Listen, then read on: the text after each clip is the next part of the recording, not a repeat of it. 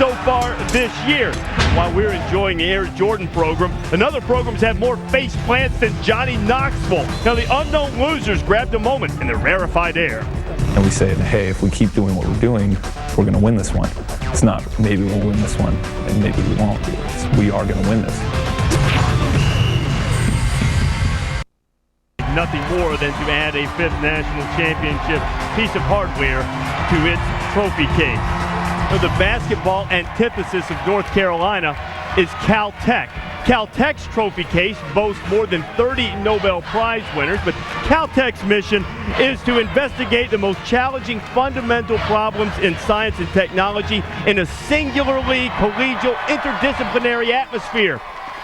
Sounds like really good work if you can get it. But at a school where quantum mechanics problems are routinely solved, quintex moving about in a 94 by 50 rectangle was positively vexing. Chris Connolly tells us how the Beavers finally made a quantum leap. California Institute of Technology in Pasadena takes pride in their 31 Nobel Prize-winning lecturers, professors, and alumni, and their 2 unforgettable moments in sports. First, at the 1961 Rose Bowl, when students cracked the flip card code for the University of Washington cheering section, producing an unexpected tribute to Caltech. This 70th edition of the Rose Bowl. Then at the 1984 Rose Bowl between UCLA and Illinois, when enterprising Caltexters hacked into the scoreboard. Caltech doesn't have a football program.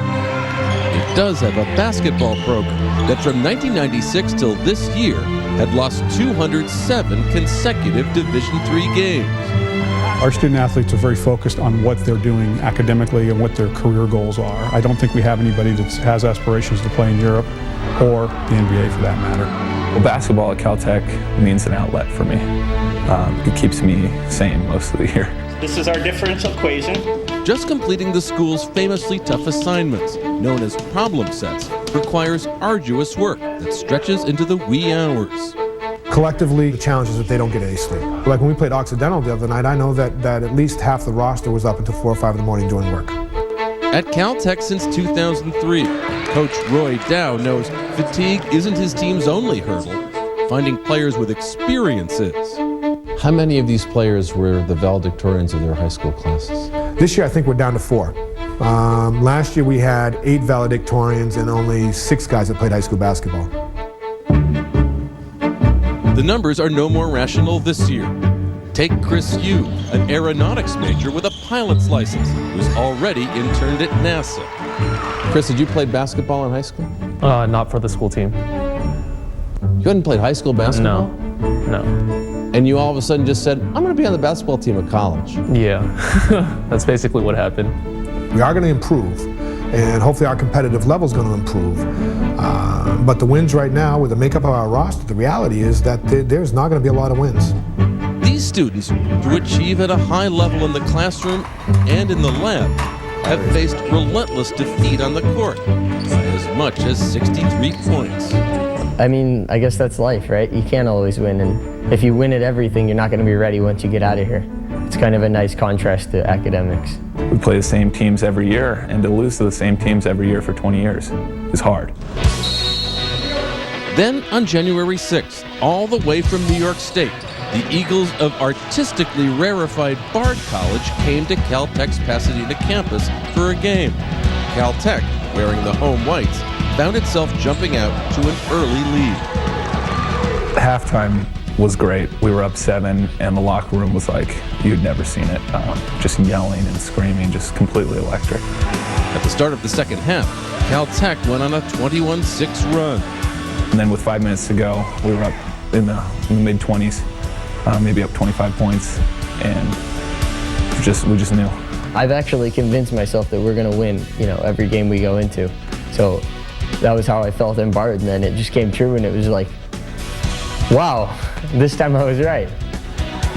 By a score of 81-52, the streak was over. The party was on. What was the scene in the locker room like afterwards? Just people were knocking, slamming into lockers, throwing each other all over the place. I'm sure we would have been popping champagne bottles if we had them. Instead, they celebrated at In-N-Out Burger.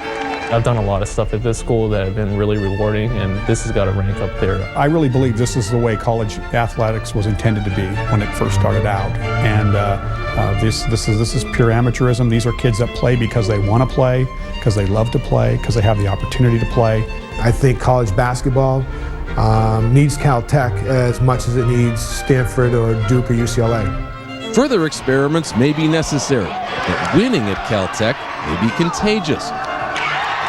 Last Saturday, as the men's team cheered them on, the Caltech women's team won the first conference game in the history of the program.